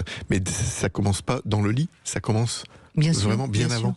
Et c'est là que plus c'est long aussi, plus c'est bon. Voilà, donc pour les femmes, le but, c'est de laisser monter le plaisir afin que la lubrification s'installe. Et puis pour les hommes, il ne faut pas s'inquiéter s'il y a l'érection qui retombe pendant les préliminaires. Ça n'a aucune espèce d'importance. Il sera toujours temps de remettre tout ça en route. Bref, c'est important de pouvoir débrancher. Et pour débrancher, il faut un peu de temps. Et il ne faut pas se jeter dessus comme des bêtes. Voilà. Et puis je vous propose peut-être encore d'envoyer un petit SMS si vous avez envie de gagner ce pack de 2 jouets, dont des accessoires Passage du désir. Il y a notamment des chocolats aphrodisiaques à gagner. Vous envoyez sapin par SMS au 7 20 18. Ophélie, bonjour. Donc vous préférez aussi les actes. Bon, on a dit des bêtises. Alors on a dit des bêtises quand on disait que les femmes préféraient les paroles Claude Parizeau. Bonjour Ophélie. Bonjour Brigitte, bonjour Claude. Bonjour. Effectivement, moi j'ai eu une mauvaise expérience avec justement les mots. Où j'ai plutôt été manipulée par des mots gentils pour après avoir des mots durs et qui au final ne prouvaient pas l'amour de monsieur. Donc du coup je préfère les actes, comme ça au moins quand il y a un acte, c'est qu'il est il est bien là, bel et bien là, et surtout quand c'est en présence, par exemple comme vous disiez, le regard, le toucher, tout ça. On arrive à mieux voir si c'est bien réel, bien... Oui, vous aviez certainement affaire à quelqu'un qui vous a manipulé, certainement quelqu'un d'un peu toxique, mais est-ce qu'au fond, avec le recul, Ophélie, si vous êtes honnête avec vous-même, est-ce qu'il n'y avait pas des signes quand même qui montraient que les paroles étaient creuses ? Si, mais bon, quand on est bien amoureuse de notre côté, on se dit que on arrivera à changer les choses et non. Au bout d'un moment, il faut c'est sûr que non. rendre à l'évidence que non. Voilà. Ça, il vaut mieux faire. Ça fait vraiment partie des choses systématiques. C'est-à-dire que quand de penser que l'autre va changer, ça non. Ça c'est jamais. Partir de là, c'est assez compliqué. Sans travail sur soi, et ça change pas. Et puis ça demande pas mal de temps, donc ça change pas non plus en 2 minutes. Moi, je voudrais juste redire que quand je parle des paroles valorisantes que partenaire féminine aime, c'est quand l'homme parle de lui. C'est-à-dire de ses sentiments ou bien de ce qu'il ressent, ça oui. Et c'est aussi, dans les langages d'amour, c'est les paroles valorisantes, mais pas manipulatrices. Donc, Je confirme, effectivement, actuellement j'ai un partenaire qui me valorise beaucoup, effectivement. Et puis même là, récemment, on devait se voir et ça n'a pas été possible dans l'instant. Du coup, il y a quand même des paroles sympathiques dans le genre où il m'a envoyé un message en me disant pardon. Je fais rien de grave. Il me dit si c'est grave. Donc rien que ça, déjà, c'est des jolies paroles qui montrent que non, il aurait aimé être là avec moi et c'est possible. Donc de toute façon, Ophélie, quelqu'un qui est capable de demander pardon, de s'excuser, c'est déjà un très bon signe, parce que les beaux parleurs, en règle générale, ne s'excusent pas. Ou en tout cas, ils n'ont... Je confirme. Il y a ça, mais il y a aussi, toujours vérifier, il y a ceux qui aussi s'excusent systématiquement, mais qui recommencent derrière. Là, on est dans des comportements pervers. On est aussi donc dans... faire attention. Oui. Bien sûr. Non, là, c'est pas le cas. Non, mais vous savez, Ophélie, c'est toujours la même histoire. C'est comme les escrocs. Les escrocs, ils sont intelligents, sinon ils n'arriveraient pas à nous escroquer. Et c'est pareil, les séducteurs, ils sont intelligents et ils vous donnent les paroles que vous avez besoin d'entendre. Et à cette époque, vous aviez certainement besoin qu'on vous dise des belles choses et vous étiez prête à vous enflammer parce que vous aviez besoin de vous sentir aimé. Et parfois, vous voyez, je crois que ce genre d'expérience, quand on a eu affaire à quelqu'un qui nous a manipulés et qui nous a fait du mal, eh ben c'est une expérience qui est finalement assez constructive, si on en fait quelque chose après. Oui, après j'ai fait un gros travail sur moi pour savoir voilà, exactement. J'avais reproduit un petit peu ce schéma-là. Et maintenant, mais voilà, j'ai fait du travail sur moi. Il n'y a pas de souci, j'ai consulté, j'ai surtout profité beaucoup de vos émissions, voilà, avec voilà vos intervenants qui m'ont beaucoup aidé. On va dire qu'ils m'ont mis le pied à l'étrier pour aller voir des personnes qui m'ont beaucoup aidé par la suite. Et donc du coup, non, d'avoir fait ce gros travail sur moi, du coup maintenant, je demande à ce qu'on me dise plus de mots. Je les refuse catégoriquement. Non, mais tombez pas dans l'excès inverse. Vous voyez, c'est toujours la même chose. Il faut arriver à trouver le juste milieu entre les paroles et les actes, certainement. Après, on a tous des préférences, bien sûr. Mais je crois que c'est la question, Claude Parisot, c'est la question de l'estime de soi. Toujours. Sans doute qu'à cette époque, Ophélie, votre estime de vous-même était un peu fragile et le fait d'entendre des belles paroles vous a donné l'impression de valoir quelque chose et donc vous étiez prête à céder à cet homme qui au fond, a profité de vous. Et en fait, tout à fait, puisque moi j'avais des parents qui avaient plutôt des paroles dévalorisantes et donc exactement. Ils disaient effectivement non, tes parents ont tort, c'est ci, c'est là, et puis dans la foulée le lendemain c'était mais non, tes parents ils ont raison, ça va.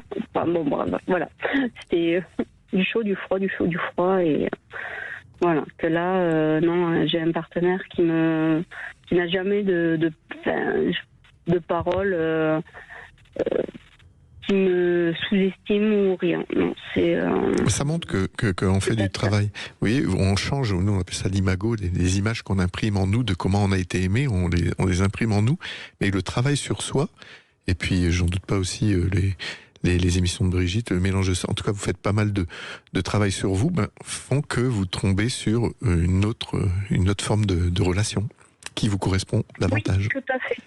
Oui, mais du coup, je me sens mieux entourée, effectivement, de gens qui ont plus ce côté de valoriser les gens, ou ne serait-ce que les soutenir, même sans... Je crois plutôt que vous avez su être en paix avec vous-même et du coup, vous attirez les personnes qui vous conviennent. Tant qu'on n'est pas bien avec soi-même, vous savez, on attire des choses qui ne sont pas bonnes pour nous. Et c'est pour ça d'ailleurs qu'on est attiré par des personnes qui ne sont pas bonnes pour nous obliger à faire ce travail sur nous-mêmes. Oui. Moi, c'est vraiment, pour moi, c'est vraiment ce que je crois le plus sincèrement du monde. Je crois vraiment qu'on rencontre les gens qu'on a besoin de rencontrer pour aller mieux, pour qu'on travaille sur soi. J'ai la même croyance. Donc, voilà. Nous, on dit en Imago qu'on rencontre vraiment la bonne personne pour nous aider à récupérer toutes les parties qu'on a enfouies en nous, enfants, qu'on a mis dans le congélateur. Et la personne qu'on rencontre, c'est la moins bonne personne pour nous donner ce dont on a le plus besoin. Donc ça nous invite à aller chercher en nous ce dont on a besoin. Mais il appuie là où on a besoin. Donc c'est pour ça que ça fonctionne. En tout cas, merci Ophélie. Merci Ophélie. Ravi que vous ayez avancé. Et tant mieux. On va faire une petite pause et on va conclure avec Christophe qui a envie de faire la distinction entre l'état amoureux et l'amour. Et c'est évidemment en effet différent. Il nous raconte ça dans un instant. Vous voulez parler à Brigitte Lahaie, 0826 300 300. Les Chevaliers du Fiel, 17h, 18h sur Sud Radio. C'est au sujet de ma fille. Qu'est-ce qui se passe depuis le début? Brigitte Lahaie, Sud Radio. Claude Parisot est avec nous, sexothérapeute. Je rappelle que vous faites des stages pour aider les gens à communiquer avec leurs émotions, pour ne pas rester sur des paroles qui ne sont pas comprises, des incompréhensions et puis des actes aussi, évidemment. Et vous êtes également l'auteur de Réenchanter son couple aux éditions Erol, dans lequel vous parlez justement de cette méthode Imago. Et on conclut avec vous, Christophe. Merci de prendre la parole. Bonjour. Bonjour Brigitte, bonjour Claude. Bonjour Christophe. Et alors ça fait plaisir à Claude parce qu'il y a eu beaucoup d'hommes qui ont témoigné aujourd'hui et je sais que Claude fait beaucoup avancer les couples grâce au fait qu'il aide les hommes à s'ouvrir à leurs émotions. Voilà. Mais l'amour n'est pas l'apanage des femmes. Ah mais ça je suis bien d'accord, Christophe. Alors moi je vais parler d'être amoureux et d'être en amour, qui pour moi sont deux choses un petit peu différentes. Très différentes. Qu'on peut avoir aussi, on peut avoir les deux en même temps pour une personne. Et donc pour moi être en amour c'est un état et c'est un sentiment. Être en amour et être amoureux c'est plutôt un état. Un peu, je pense que la métaphore être amoureux, c'est comme une bouteille de champagne. Oui, vous savez, qu'on ouvre. Oui. Et être en amour, c'est comme du bon vin. Voilà. Ensuite, effectivement, il y a les paroles et puis il y a les actes. Mais les paroles étayent souvent les actes. C'est vrai que dire je t'aime, ça peut paraître facile, mais il faut aussi avoir des actes autour de ça. Et pour moi, être un amour alors ça peut être facile, mais il y a des gens qui ne savent pas le dire, hein. Et c'est d'ailleurs c'est souvent un grand drame pour l'autre quand on ne sait pas dire je t'aime et que l'autre a envie de l'entendre. C'est un vrai problème. Hein. Et pour moi, être en amour pour quelqu'un, c'est vouloir que l'autre soit heureux, tout simplement, sans condition. Oui, c'est ça. L'amour, c'est ça. C'est aimer quelqu'un, c'est donner à l'autre ce dont il a le plus besoin. Mais sans se soumettre. Moi, je rajoute toujours sans se soumettre. Parce que quand quelqu'un donne parce qu'il n'est pas capable de se donner, on peut vite se perdre tous les deux. Je veux dire, la relation, elle peut vite péricliter. Alors, souvent, je dis, avant de pouvoir aimer les autres, il faut aussi pouvoir s'aimer soi-même. Peut pas forcément. C'est personnel. Non, mais c'est une vraie question, Christophe. Moi, ce que je crois simplement, c'est que dans un couple, il faut quand même qu'il y ait des sentiments de part et d'autre. Je crois pas beaucoup à ce qui serait un vrai couple quand il y en a un des deux qui aime et que l'autre n'aime pas. Alors ça peut maintenir une relation. Hein. Je suis pas en train de dire que ça ne fonctionne pas. Mais je pense qu'il faut quand même qu'il y ait qu'on donne et on reçoit, quoi. Je crois quand même qu'il y a ce. Et croyez-vous qu'un couple peut fonctionner longtemps s'il y en a qu'un qui aime? Oui, parce que l'autre peut aimer l'argent ou peut aimer le je ne sais quoi. Hein. On parle d'autre chose, alors on parle pas de. Il y a des tas enfin, peut-être moins maintenant, mais il y a des époques où les couples fonctionnaient beaucoup avec ça. Hein. Oui, tout à fait. Mais ça, c'était une autre époque. Effectivement, le problème matériel faisait partie intégrante du couple. Quand il y avait une des deux, et souvent c'était la femme, qui était coincée par le fait de ne pas être autonome financièrement, effectivement. Et donc qui était obligé, plus ou moins par survie, de rester. On est d'accord. Mais ça, c'est une autre époque. Aujourd'hui, on est sur l'égalité et sur l'autonomie individuelle, on va dire. Mais écoutez, vous savez, Christophe, je vais vous faire part d'une réflexion que je me suis fait ce matin. Je ne donnerai pas le nom de l'artiste que pourtant j'admire beaucoup. Je l'ai vu là, il va peut-être épouser une femme qui a 30 ans de moins que lui. Bon, est-ce que c'est vraiment de l'amour? Je sais pas, moi, je me pose la question. Est-ce que c'est pas une manière de se sentir ne pas être vieux? Enfin, vous voyez, on peut se poser la question, effectivement. Mais c'est pas 100% garanti non plus. C'est peut-être une belle histoire d'amour aussi, hein. Oui, mais ça montre, ça traduit quand même quelque chose, vous voyez. C'est-à-dire que je crois qu'il faut pas. Enfin, je crois que derrière le mot amour, on met beaucoup de choses et on met souvent ce dont on a besoin pour se sentir mieux, pour se sentir peut-être aussi valorisé, narcissisé, comme vous le dites, Claude Parisot. Vous voyez, donc je crois que c'est très complexe et peut-être que déjà on devrait se poser la question quand on aime quelqu'un, pourquoi pourquoi je l'aime, quoi. Et essayer d'être plus clair avec soi-même. Et en ce sens, je pense qu'à ce moment-là, on serait déjà peut-être plus honnête. Je ne sais pas ce que vous en pensez, Christophe, Claude. J'aime une personne pour ce qu'elle est, et pas pour ce que je voudrais qu'elle soit. Voilà, c'est une personne. Oui, mais ce qu'elle est, vous nourrit certainement une part de vous. Forcément qu'il y a un échange. Vous voyez ce que je veux dire? C'est obligatoire, ça me semble obligatoire qu'il y ait un échange, que l'un apporte à l'autre, que l'autre apporte à l'un. Bien sûr. C'est ce qui nourrit cet amour qui grandit et qui peut durer sur la durée, j'oserais dire. Oui, ce qui est dur à dire, c'est définir l'amour. Je trouve que c'est très compliqué, mais c'est chacun. Moi, c'est à travers mon métier et puis aussi mon expérience personnelle. C'est aussi l'élan. Moi, j'aime bien parler le mot d'élan. S'il n'y a pas d'élan de l'un, s'il y en a qu'un qui maintient la relation, c'est vrai que on s'éloigne imperceptiblement et au bout de quelques mois ou quelques années, il n'y a plus rien. Donc, ce qui est important, c'est de nourrir. C'est qu'est-ce que je fais. Pour moi, l'amour, c'est une décision. C'est ce qu'il disait. L'élan, vous êtes d'accord? Ça inclut forcément une attirance physique. Physique, tout à fait. Quand je parle d'élan, il y a une attirance physique. Quand il n'y a pas d'attirance physique, c'est pas évident. Puis après, ça dépend pour certaines personnes. Il y en a qui ont moins d'énergie sexuelle, d'autres plus d'énergie sexuelle. Puis quelle importance ça a. Moi, ce que je pense, c'est que c'est vraiment quelque chose, c'est une décision. Comme vous disiez, Christophe, c'est que le sentiment amoureux, au début, ça, c'est le désir. C'est plus ça part du désir.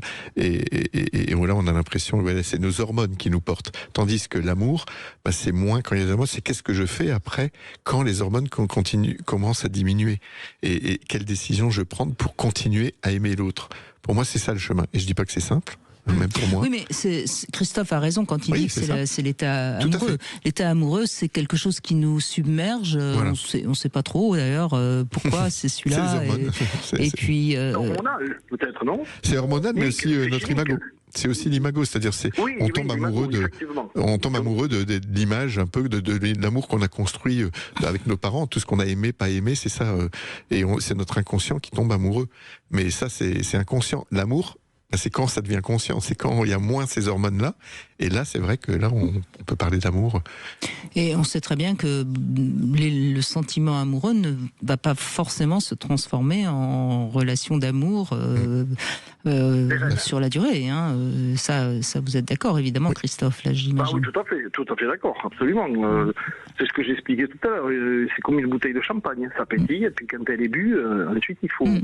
Et d'ailleurs, c'est un questionnement que je me pose ces derniers temps, et peut-être Claude Parizeau, vous avez une réponse à me proposer. Moi, pour l'instant, j'ai pas encore trouvé la réponse.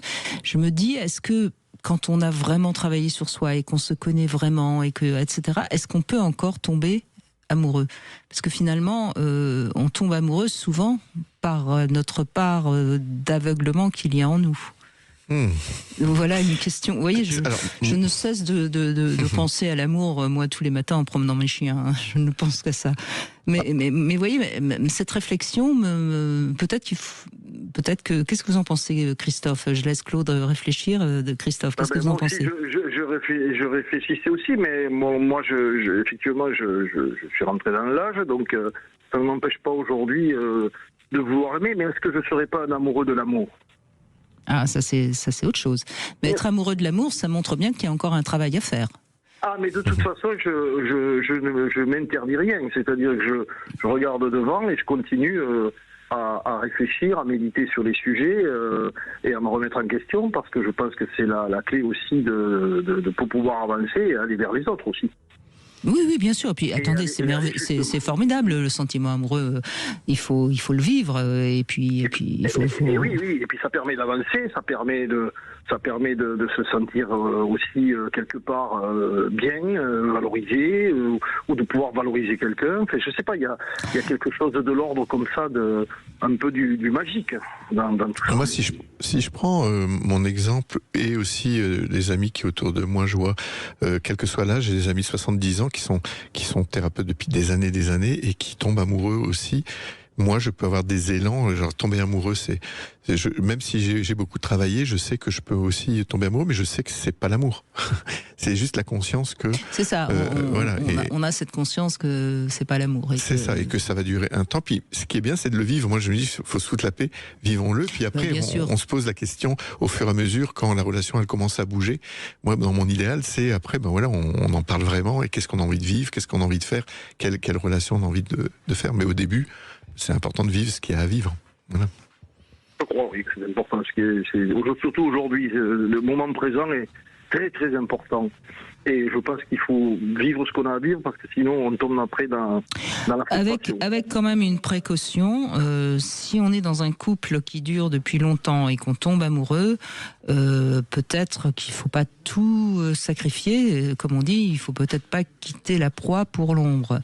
Est-ce qu'il est nécessaire de sacrifier? On ne peut pas tout vivre. Non, mais je pense qu'on peut vivre sa passion d'amour sexuel, souvent d'ailleurs, de manière très très discrète. Je sais que c'est pas très moral ce que je suis en train de dire, mais attention, parce que tout sacrifier d'une relation qui fonctionne bien depuis des années pour un coup de foudre qui peut-être n'est qu'un coup de foudre, c'est un peu bête.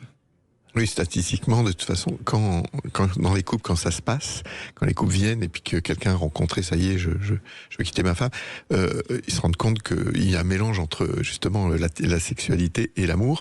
Et très souvent, ces personnes-là, ils se rendent compte que finalement, c'était les mêmes problèmes qu'avec le partenaire. Et puis quand ils veulent revenir, il n'y a plus personne et ils perdent tout. Voilà, donc c'est étonnant d'ailleurs, Claude, si je peux me permettre, oui. vous appelez Claude, Bien sûr. vous avez dit, quand j'ai des gens qui viennent me voir et que j'ai un homme qui me dit je veux quitter ma femme, vous n'avez pas dit l'inverse. Et la femme qui veut quitter... Non, parce que dans les statistiquement, c'est plus souvent ça, mais ça arrive aussi, et bien sûr, inversement. Bien sûr, c'était juste pour étayer un peu le propos, parce que j'avais relevé ça, quoi. Oui, l'exemple que j'avais en tête, là, c'était un des plus récents, c'était ça, mais ça peut être inversé, bien sûr, complètement. Cela dit, quand on tombe amoureux alors qu'on est en couple et que c'est un couple qui fonctionne bien, ça parle aussi de nous. Ça veut dire qu'il y a quelque chose dont on a besoin à ce moment-là. Mais je crois que ça mérite vraiment d'aller voir un bon thérapeute avant de prendre des décisions à l'emporte-pièce, il me semble. J'en viens à la communication, moi. Et si on se parlait, si on se disait les choses, si on osait dire... attendez, faire du mal à l'autre pour lui dire, c'est peut-être pas utile. J'ai pas dit faire du mal, j'ai simplement dit communiquer. Voilà. Excusez-moi, mais alors aller dire à la personne avec qui on est depuis 30 ans, je suis tombé amoureux de quelqu'un d'autre, c'est quand même faire du mal. C'est pas pour autant lui dire je vais te quitter. Attendez, mais rien que de lui dire je suis tombé amoureux de quelqu'un d'autre, je peux vous assurer que vous faites du mal. D'accord. Enfin, il me semble. Bon, je laisse à chacun le temps et la possibilité de juger. En tout cas, merci Christophe de cet échange. Merci beaucoup Claude Parisot. Je rappelle le titre de votre livre, Réenchanter son couple. C'est aux éditions Erol. Je vous l'avais dit hier et je vous le confirme demain. Nous serons avec Samuel Salama qui est gynécologue et on expliquera le phénomène fontaine. Pourquoi et comment les femmes sont fontaines. Je suis sûre que vous aurez beaucoup de questions à nous poser. Et tout de suite, vous retrouvez Alexandre Delovan pour C'est votre avenir. Et notre gagnant, c'est Stéphane qui habite à Agde, dans l'Hérault. Sud Radio. Sud Radio. Parlons vrai.